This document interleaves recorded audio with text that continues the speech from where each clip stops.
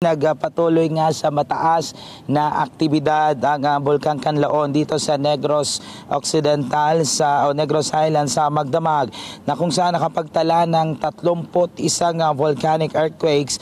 Ayon po yan sa Philippine Institute of Volcanology and Seismology o PVOX. Ayon sa PVOX, tumagal ang pagbuga na yan ng 11 to 39 minutes ng apo na may taas na 100 meters, habang patuloy din ang digasing mula sa Kanlaon Summit Crater. Nanatili naman sa alert level 3 ang alagay ng Kanlaon, na kung saan posible pa rin magkaroon ng magmatic eruption na posibleng mauwi sa explosive eruption.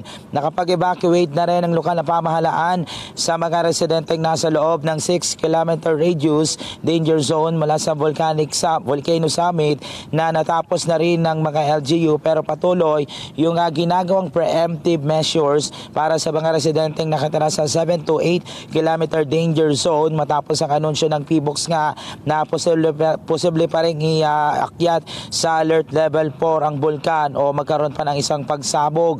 Hindi din inaalis ang posibilidad ng mapaminsalang pagsabog, lava flow, ash fall, rock fall, pyroclastic density current o ang lahar sa panahon ng pag-ulan.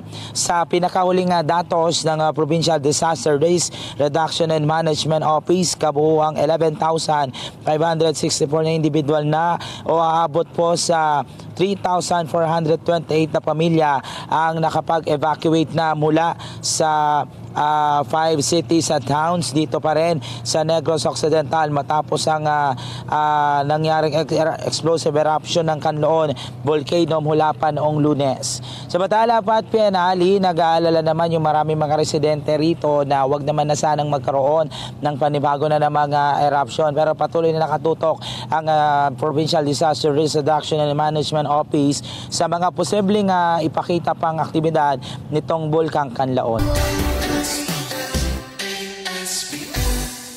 Let's get together, Sunnet 25, Sunnet 25.